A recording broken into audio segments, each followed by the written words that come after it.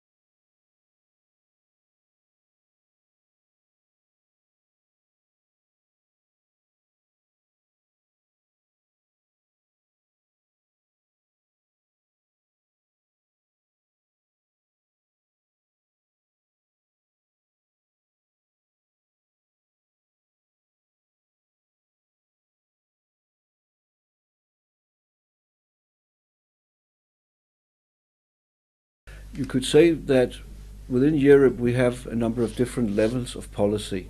If you take the European Union, it is comprised of a number of member states, and the European Union is what you would call a supranational cooperation, which means that although the member states are sovereign nations, they cede sovereignty or part of their sovereignty to this supranational structure. Now, the Nordic cooperation is comprised on a traditional international law cooperation between independent sovereign nations, who then cooperate through making various agreements, bilateral or trilateral or multilateral agreements. And in the lower level you have the regional cooperation, typically across borders or across waters, because much of the Nordic countries is comprised by the Sound, which separates Denmark and Sweden, for instance, and then the Baltic Ocean, which lies between Finland and Sweden. So the cooperations is the structures of the cooperations is basically, obviously you can say, a voluntary one and based on agreements between sovereign nations and regions that cooperate very closely to ensure that labor force can move across borders, to ensure that businesses may establish and do business on the other side of borders, that capital can move freely, and the entire Nordic cooperation is, you can say, integrated to an extent in the EU cooperation.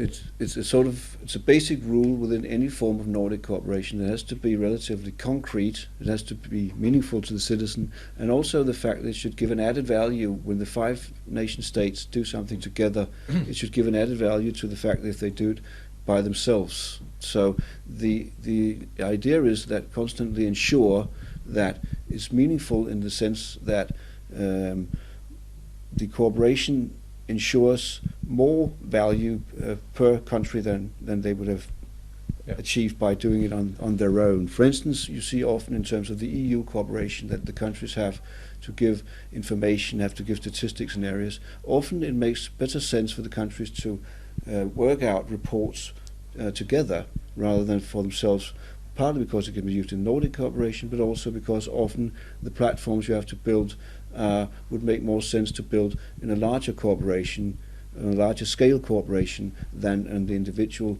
national level. Within the Nordic cooperation there is an institution called Nordic Innovation, which is situated in Oslo in Norway, and part of their work is to make analysis work about what needs do the business community see, what needs do the business life have. They have just issued a report which highlights a number of the problems that tend to arise for businesses that try to do cross-trade business in the Nordic countries. E-trade is an increasing problem, partly because you use various forms of electronic identities in the countries. Another problem you see is building standards. All the countries have relatively individual standards within the building sector.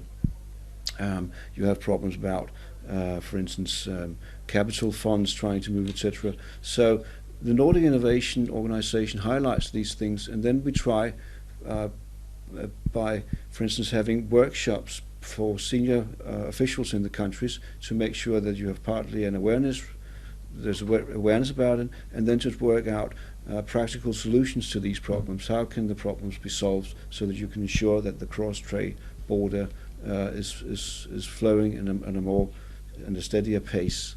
And the Nordic Innovation Organization also very much focuses on the needs of small and medium-sized companies, because you can say the large corporations typically find it relatively easier to overcome the barriers and the hindrances, but it is also a part of the growth strategy, both on the EU level and the Nordic level, that small and medium-sized enterprises should have, it should be far easier for them to cross borders and to create growth in the neighboring countries and the neighboring regions. You see a number of rationales, but the globalization perspective is very important. Part of the work we do with the border barrier work is a part of the globalization initiative that the prime ministers of the Nordic countries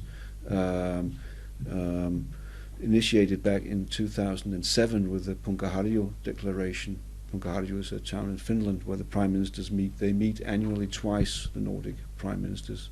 Through the history, focus was very much, 60 years ago, the labour market. There was a common labour market in the Nordic countries before we actually had the European community, and also a passport union so you could travel freely. So free movement has always been very, very it's had a very high degree of interest within the Nordic cooperation. But today, of course, the challenges faced by globalization, the challenges faced by an aging population, are some of the things that are highlighted in the Nordic cooperation, and also how to ensure, for instance, labor market integration of people that have settled recently in the countries, how to ensure the environmental aspects of the climate challenges. These are some of the most important agendas today in the Nordic cooperation. If I look at my own field of work, namely the border barriers, then I would say the main challenges we see is within the social security area, the labor market area, the tax area, and the business community problems. The main problems we see are based on the fact that much of the legislation that we're dealing with is EU legislation, which is not necessarily always uniform. You could say, like in the United States, if you have federal legislation that, so to say, you have to implement, if you had to implement federal legislation in your own way in each state in the United States, you would find that often crossing borders can be quite difficult because you do not always see eye to eye about a definition, for instance, in a regulation, or which are some of the legal instruments you have in the EU. You have regulations, and you have which are directly binding, and you have directives that the countries have to implement themselves. And often this means that some of the legislation is a bit muddy, and this requires a very close cooperation in terms of ensuring a uniform view of the legislation that comes from the EU. This is one challenge we have. Another challenge we have is different structures in the countries in terms of how you organize the public sector, and how do you cooperate on the the authority, the level of local authority, for instance. This can be quite difficult to find venues of cooperation and to ensure that there are venues of cooperation, for instance, for local government. But these are things that are usually dealt with in the regional forums that we have, and they're quite efficient, actually. I was quite amazed to see in a report we have made by a consultancy company that you actually have more free trade within the Nordic countries, despite the fact that we have actually 8 different languages, than you have, for instance, in the region between Austria and Bavaria, in Bavaria and southern Germany and Austria. Although they speak the same language and it's fairly much, in my understanding, the same industrial structure, etc., there's actually more free trade in the Nordic countries, despite the fact that we have a vastly larger geographical area and different languages. I think it's fair to say that we have had some element, not much, but we have had quite a lot of cooperation with the Baltic area and the various organizations you have in the Baltic area. We have had some degree of cooperation with the Benelux countries, that is Belgium, the Netherlands and Luxembourg. I think it's generally agreed upon that in the future the regional organizations may play a bigger role than today, simply because the role of the nation state in Europe at least is to some extent dwindling, as regional structures also inside the nation states tend to play a bigger role. And you can say from a Nordic perspective, the important players, of course, is the Baltic area. There's Russia, which is in the Russian northwest. You have what is called the Barents region, which is very important to the Nordic countries. Norway and Finland both have common borders with Russia, so therefore Russia is a big player. And I mean, today the agenda is not, as it were, not that many years ago to avoid war, but to ensure how can we actually perhaps intertwine the economies to the extent that we can profit from each other, and we can not only live in peace, but we also be more ambitious in terms of securing much more trade across the borders, cooperation in the, for instance, Arctic area about the environment, cooperation about mining companies, cooperation about infrastructure projects, because some of the very large infrastructure projects that you make in the Arctic area have to go across borders, and it requires a very close cooperation. And then you have on the practical level things such as sea rescue missions and environmental control work about in the Arctic and Barents region. So these are very important in terms of the regional organizations you have.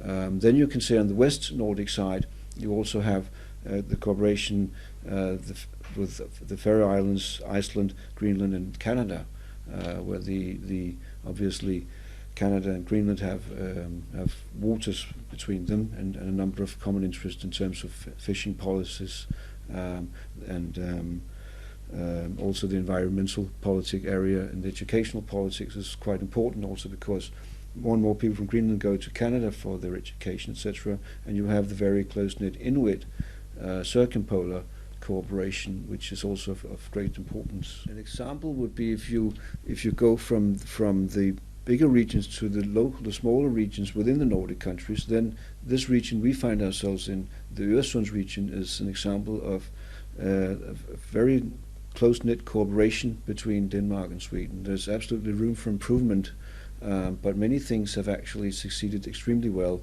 A very important element of this was the fact that a bridge was built connecting the two nations some 11 years ago.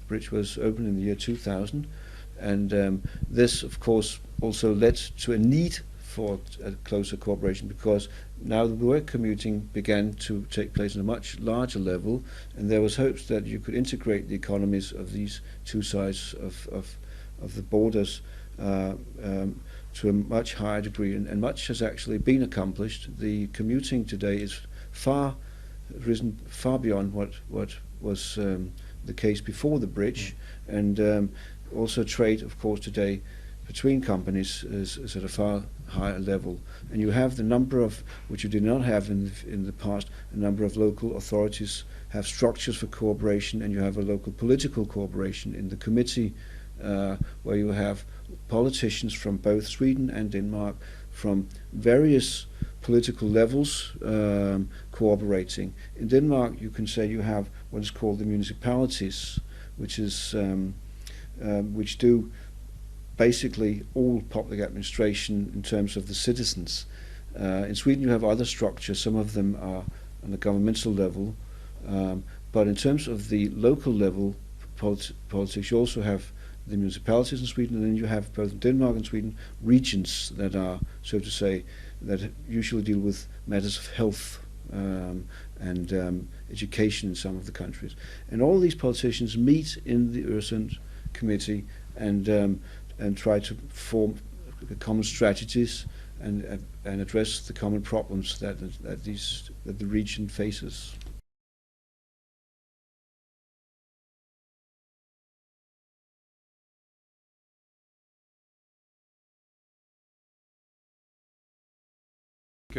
Det är intressant att nämna den fria rörligheten som gör att det är nästan 100 000 människor som pendlar, commute, dagligen över gränserna i Norden. Men också att det flyttar 5 000 nordiska medborgare till ett annat nordiskt land i månaden ungefär. Det är ganska så, alltså det finns ju en rörlighet hela tiden. Och jag tänker också på det är att det bor över 1% av befolkningen, nordiska medborgare, bor i ett annat nordiskt land. Där har vi också att man kan säga att det finns en rörlighet, och det är ju väl antagligen för att vi har passfrihet och att man fokuserar på den fria rörligheten. In some way we can say that how to meet the people who are commuting over the cross border is to have good information services. And we have that. We have our own, which is Hello Norden, which services the whole Nordic. And then we have regional cross-border information services in this Öresund region and between Sweden and Norway, and Sweden and Finland, where the people are commuting. And then that's for us it's very important, because they should feel safe when they are commuting, and it's also a way of for us to identify cross-border obstacles, so the politicians can work with where the rules doesn't fit. Absolutely. I think it's fair to say that if you take, for instance, this region, the Öresund region, there's a very close-knit cooperation between various government bodies, the tax authorities, for instance. In terms of, for instance, social security, you have on the Swedish side one structure which is quite different from the one you have in Denmark, but they still have network and ties and meet in various groups and try to solve the differences that arise. And obviously you will always have problems because you have two different legislations in the two countries, which means that problems arise partly when you initiate new legislation in the countries, that we try to raise awareness within the cabinets, within the government offices, that you should be aware of any problems that may arise when you intend to make new legislation. So when you make the bill, it would be a very good idea to make a hearing of the other country or the other countries within the Nordic countries. If you make, for instance, bigger reforms in terms of social security, labor market law, the environmental area, then make a hearing process. It doesn't have to be a formal hearing, but simply ensure, would this give a rise to any problems with, for instance, the labor flow from the other country, or people from this country moving to another country.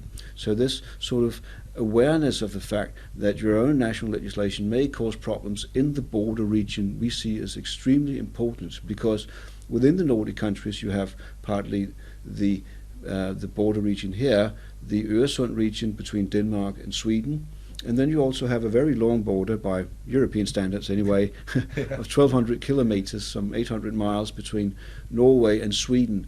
And in this region you also have a very large number of people commuting on a daily basis, people moving back and forth, and therefore it's also important to ensure that these problems that we call border hindrances or border barriers do not arise?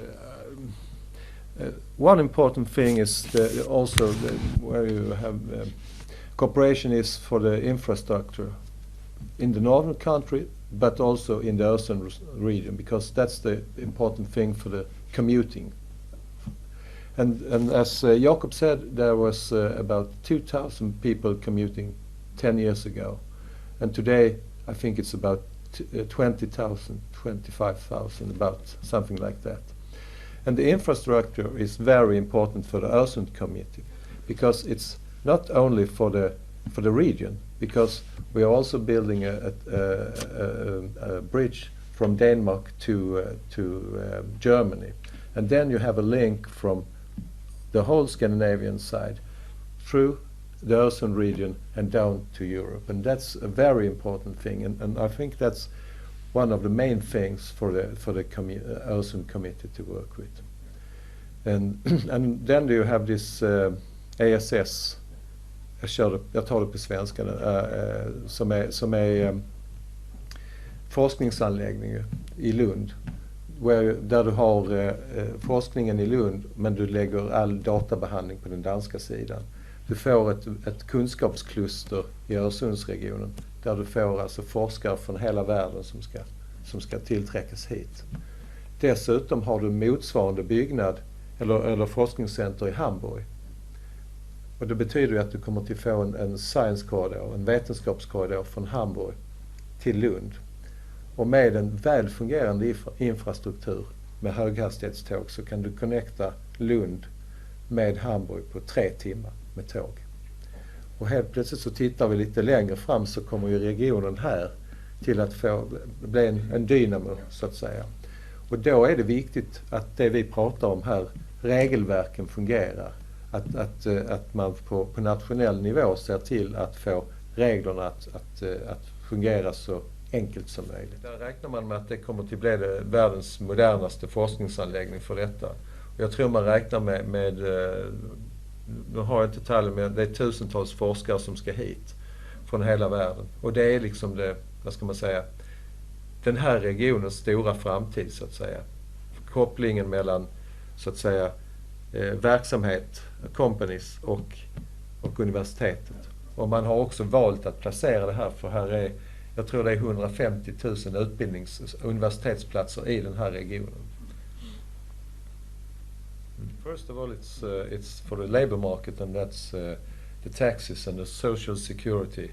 People who are living in Sweden, in Malmö, and commuting to Copenhagen, they have to follow the Danish rules. Your social security in Denmark, and you pay your taxes in Denmark, but you live in Sweden, and in some way that's a big problem, because you have to think about rules you didn't know nothing about, and therefore it's important for this information services, Öresund Direct or Hello Norden, but also for us to help to identify the problems and work with them and get in touch with the government who owns the problem. The Öresund Corporation issued, in our view, excellent report called the 33 Obstacles and Opportunities, which focused on 33 concrete problems and also showed how you can actually solve them. This was an excellent instrument, because it partly showed what are the concrete problems and what are the concrete solutions, what is there to be done about it. And many of them are now solved, and some are in process of being solved. Obviously, sometimes the nation states find it problematic to solve them because it may include loss of revenue. Sometimes it's simply not maybe a matter of priority within the government cabinet, but actually many of these are, I think, in any experience, making the problems concrete, describing them in a very concrete manner, and coming with solutions to them often helps the process, because it makes it easier for decision makers to make sure that things are actually getting done. Within the border barrier work, the Prime Ministers agreed into the year 2007 in Pungaharju that they would establish what was called the Border Hindrance Forum. This was chaired by Ole Nordic, who is from Finland, a former Secretary of Defense, Secretary of the Interior, has been a cabinet member for a number of years and an ambassador, and he also made a report in the year 2001 about a number of hindrances, which was, so to say, the first concrete steps taken towards removing barriers. And he has chaired this forum now for 6 years. And the members of the forum are appointed by the ministers of Nordic cooperation in the countries. Typically they're former cabinet secretaries, etc.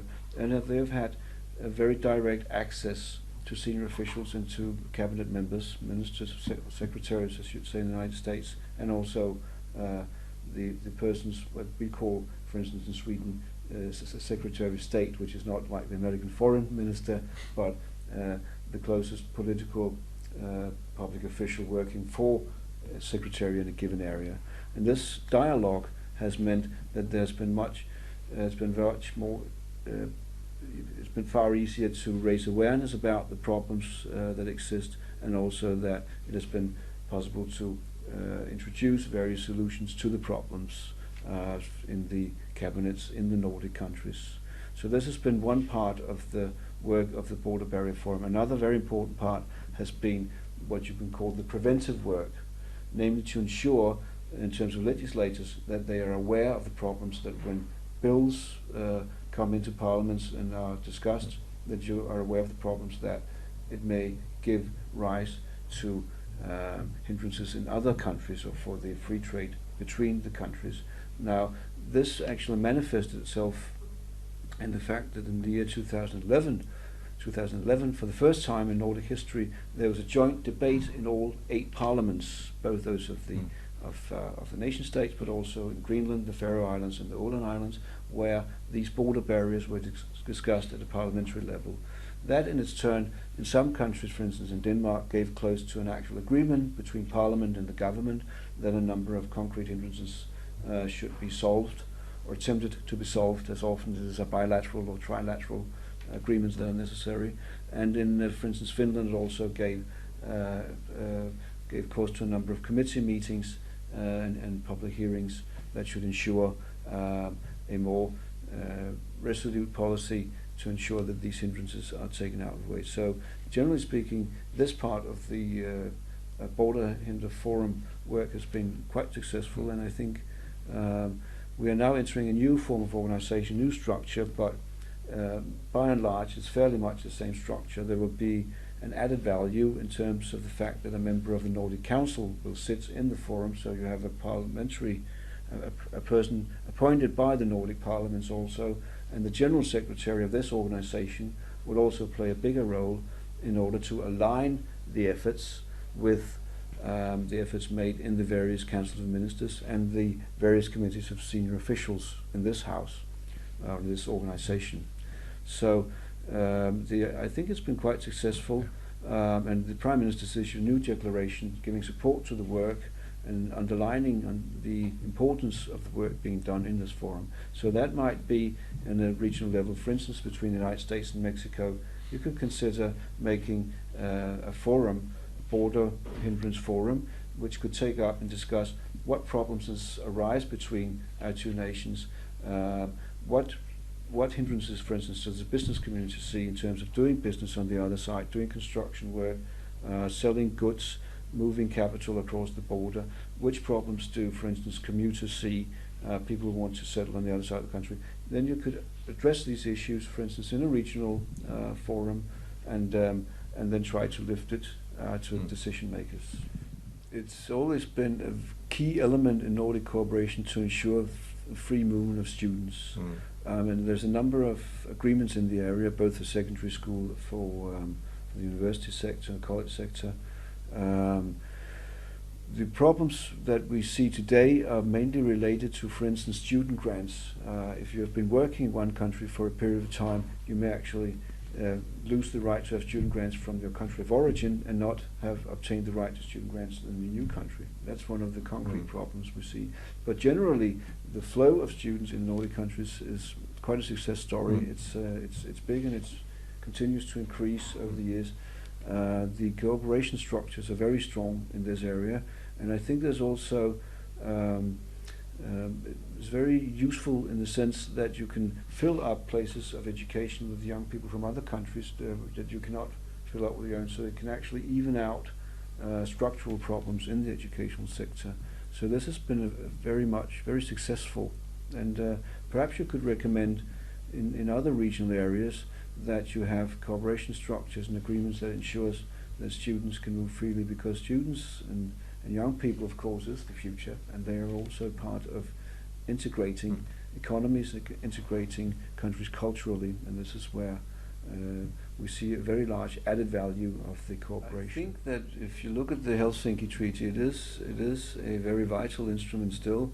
It's flexible, it's easy to work with. I mean, of course, it sets the frames of the Nordic cooperation. I think the future will see perhaps a revision within the next 10 years, but I don't see any large, in that sense, structural changes, except what I think you will see is that the focus will be more on the political cooperation, more policy thinking. What we do have today, and we think is quite functioning, is a number of concrete projects that take up, in this organization, for instance, much space and time, etc. But I think there is a growing desire from the side of the minister, etc., that also we should perhaps function more as a think tank in many ways, and this means we should focus more on ensuring policy input for the power, to an even larger extent to ensure policy input for the discussions amongst decision makers, which is of course one thing we will look into very seriously, if that is what we are asked to do. But I think the structure of the cooperation today is well functioning. I don't see any significant changes in the structures. Absolutely. I hope you'll have some very interesting days and fruitful discussions. I think the cross-border cooperation, the regional cooperation, is extremely important, because this is not only on the strategic level how we ensure peace between nations, but also an enormous venue for ensuring economic growth, ensuring solutions to environmental problems, and actually enriching yourself as a human being with another culture. And you're of course very welcome to visit us here in Copenhagen. And Malmö. Yeah. Thank you very much.